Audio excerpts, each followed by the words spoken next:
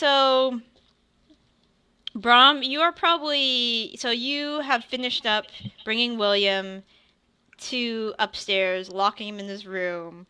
Um, and do you wish to join Alina? Like Robert says, he's going to join Alina downstairs to have a meal and a drink.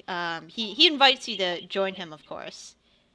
Um, I want to go downstairs and take out my lute and try and draw a crowd in and start playing. Okay, you do realize there is another bard here. Oh yeah. Okay, that's perfectly fine. Where do you want to stand? Kind of like next to him, but like not really noticing him, kind of. Okay, so let's say you could be around here, just one table over. And so he's playing a pan flute. So roll your performance for me. All right. Let's see here. Performance. And I will also roll two for him. All right. He's decent at what he does, but you are just hammering those strings and you are just belting out this wonderful, wonderful song. You can pick what genre of music you wish to belt out if you wish. Classical rock. So there's some classical rock coming from this lute player, and Robert and Alina's eyes, go towards you where you're playing, and everybody else turns their attention to you. You make Freebird. You make about 10 gold pieces from your performance. All right. From I want tips. to give some young ladies a wink here and there. Okay. One of them swoons. Fair enough. And there are a couple not digits, but there are a couple room numbers on pieces of paper with, kiss marks and signatures thrown into your whatever you're using to collect tips. My hat. Your hat. So there are a couple room numbers written on pieces of paper in your hat, Okay. times. Awesome. So Akros, the woman next to you says, so let me put this in words you might understand, because it seems like some of my wording is going over your head, so to speak. I've been understanding your words. You're speaking common, right? Yes, I am speaking common.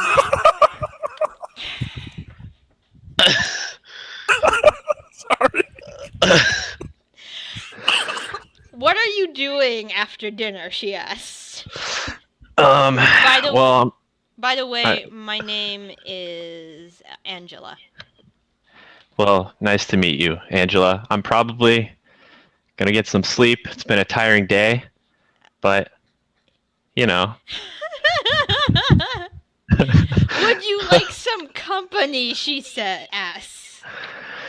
That might be kind of crowded. If I'm trying to get some sleep.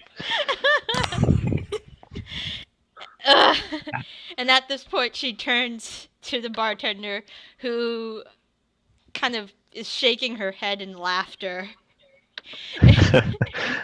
and Angela says, "1 bottle of red wine, please, for me and my friend here, my oh so darling, cute, clueless friend." and she are you doing anything, Hwinnil, while this camaraderie is happening next to you? I'm mostly laughing at it, I think. But otherwise, I'm just sitting there with my cat. All right, the cat's eating the fish and drinking the water that has been brought to him, and Amelia comes out with a bottle of red wine and says to Angela, "A bottle of red wine, Your Grace." And Angela nods and takes a glass and puts another wine glass in front of you, Razor. I mean, not Razor, Acros, and she starts pouring it, and she says, "You know what? I'm just gonna drink right now because I can't deal with this." So did she pour me a glass? Yeah, she poured Or- you okay. a glass too. Oh, thanks for the wine. I start drinking. You're welcome. Did she say Your Grace? Yes, she did. Are you someone important? It depends. What if I was? I don't know. It would just help me get to know you. Okay. I am someone important. I help lead the army here in Flamecrest. I am a soldier, so to speak. So I guess my eyes perk up because I've basically been a soldier my entire life. Mm-hmm. And well, hello. And I realized like I'm just like kind of seeing her for the first time. And she says, "Yeah, 1 minute." And Okay. she looks in Brom's direction and she takes out a gold piece. She let's see, her aim's really good. And she throws a gold piece from where she is sitting into Brom's hat. Do I see her do this? You see her do this. She has very good aim. I give her a little wink and a little smooch. And she sighs, and she looks forlornly at Acros. And she's like, at least he gets it. She kind of mumbles on her breath, and you hear this when Nell and Acros. Well, Acros, I'm not sure if you hear this, but when now you hear, she's like, at least he gets it. Somebody gets it, she says. But yes, I am a soldier that leads the army here at Flamecrest for the Platinum Order. I am why? What do you want to know? Is there anything you want to know? I thought is your general a dragon? I thought I heard something about that. Are you? Yes, our leader here at Flamecrest is a dragon. That's correct. So do you report directly to the dragon? That would be pretty cool. Yeah, I do have communications with her. I've never seen a dragon before. What's she like? She is... How do I describe this? She says. She is a free spirit. She has been around for hundreds of years. She is an adult silver dragon. Do you know anything about silver dragons at all? You can roll Arcana. Yeah, I'll roll. No, Nature or Arcana, if you want. Arcana, okay. All right, awesome. I wrote the book on silver dragons. You know Your that Grace. silver dragons are probably the second most powerful dragons under the gold dragons. They are very social. They are very gregarious. They love talking to people. They love having relations with the humanoid kind. Often the silver dragon will also talk to many members of a family sometimes they go off and then they come back and they find their friends have died, so they befriend the family members, the younger generation of the family, and usually that friendship continues. You also know that silver dragons love collecting historic pieces from the mortal races. You know that dragons love treasure, and each dragon has a specific kind of treasure they like collecting. Silvers in particular love collecting historic pieces from the mortal races, and that is their hoard. But okay. She says yes. Our captain, our commander, is a silver dragon.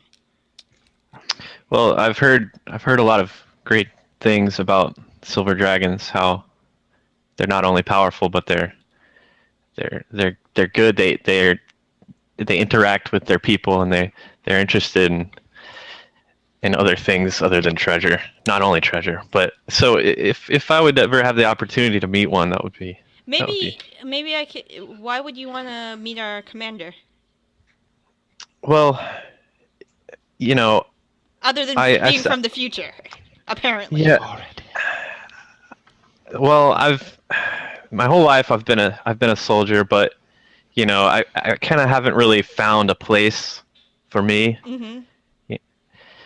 About 24 hours ago, I was a member of the Wingfall militia, Oh, okay. and now I'm probably kind of a deserter. Oh, that must suck. Yeah, and I've been looking for a new group of people to fight alongside. What's And- wrong with your current group? Well, nothing. I mean, one of them saved my life, and I kind of looked past her to Hwinnil and Oh. give a nod. Oh, At least my glass. she's also with your group right now. Yeah. Okay.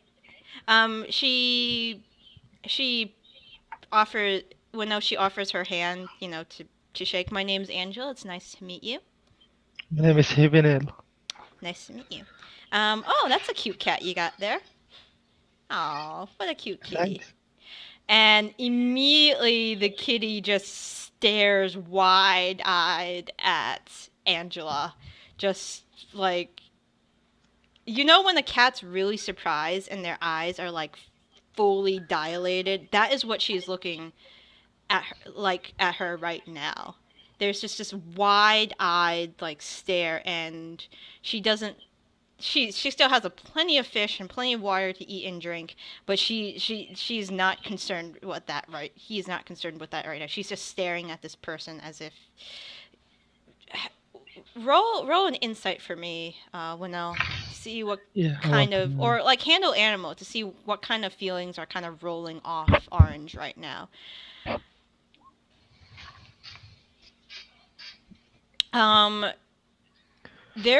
She seems a little scared, but mostly in awe.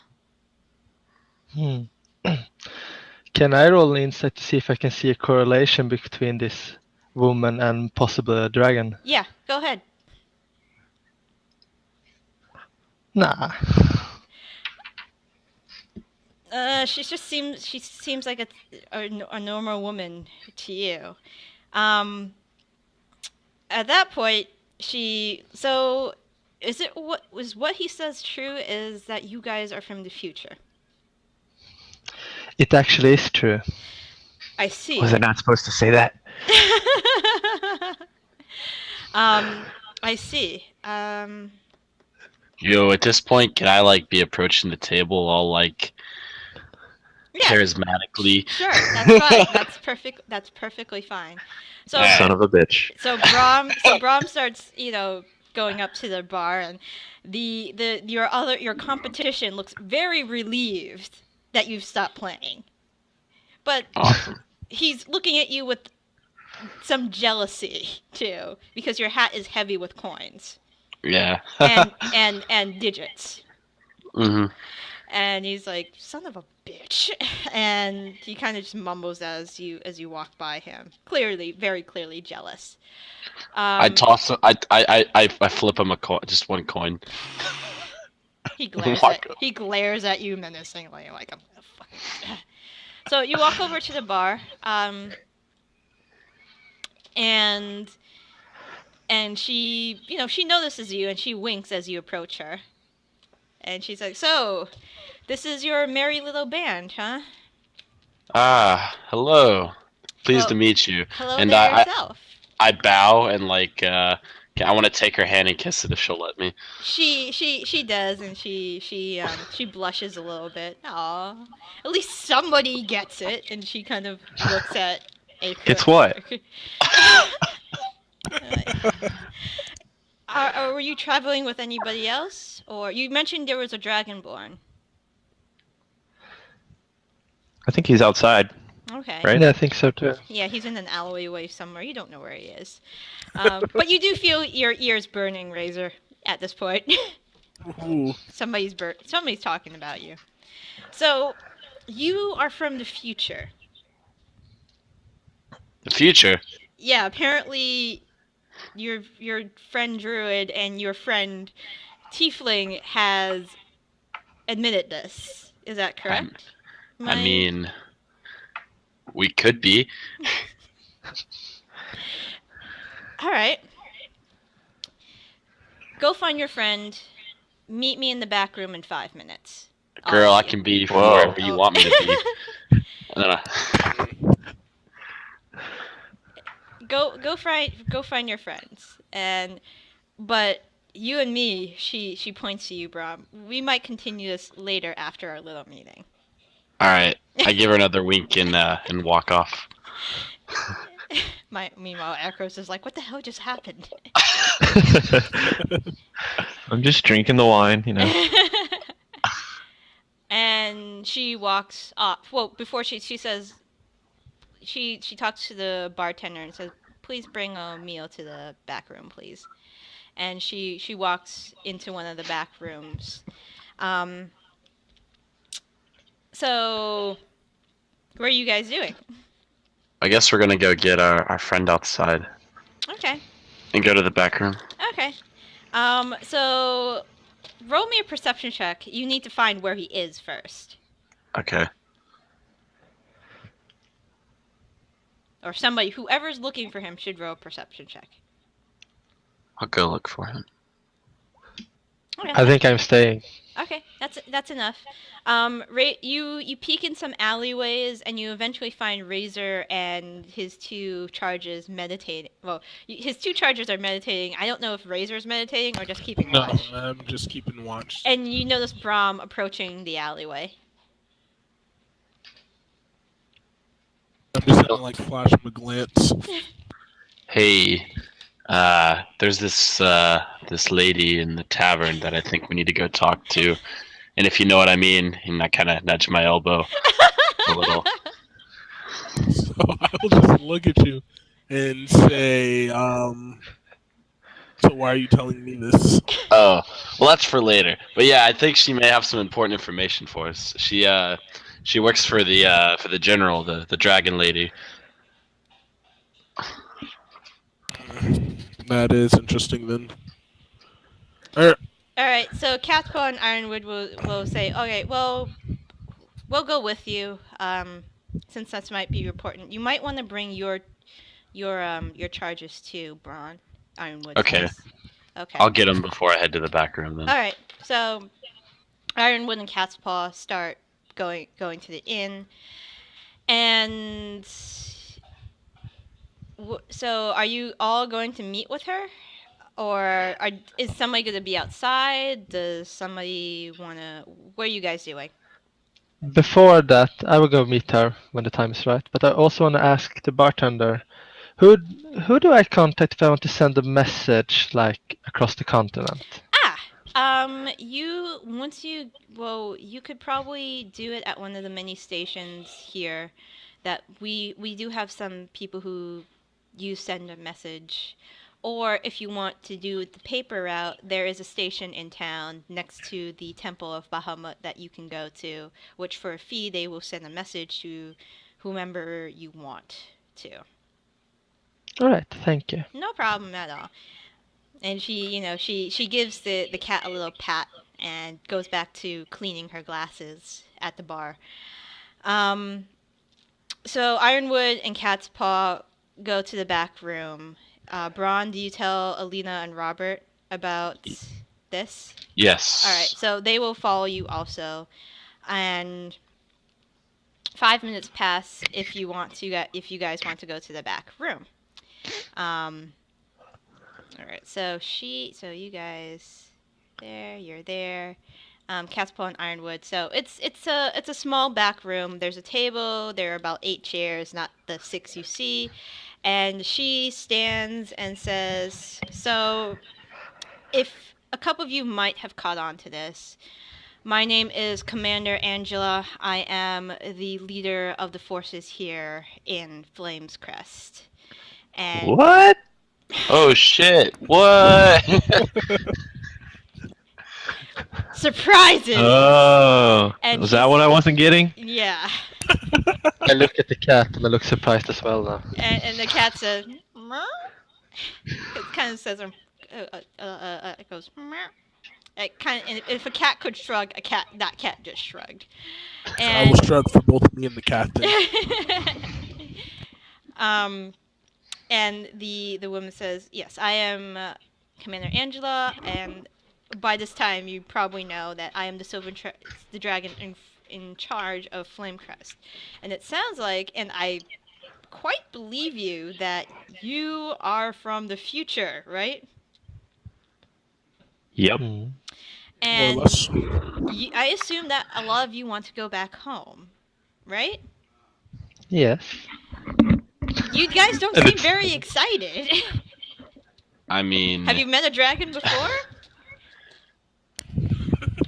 does this change things? I think this changes things. She's like, I don't know. It doesn't have to change if you don't want it to. And she kind of looks over at you, Bronn. All right, I'm down for that. Mm. Catspaw and Ironwood and Alina. Actually, roll an insight for me, Bronn. All right.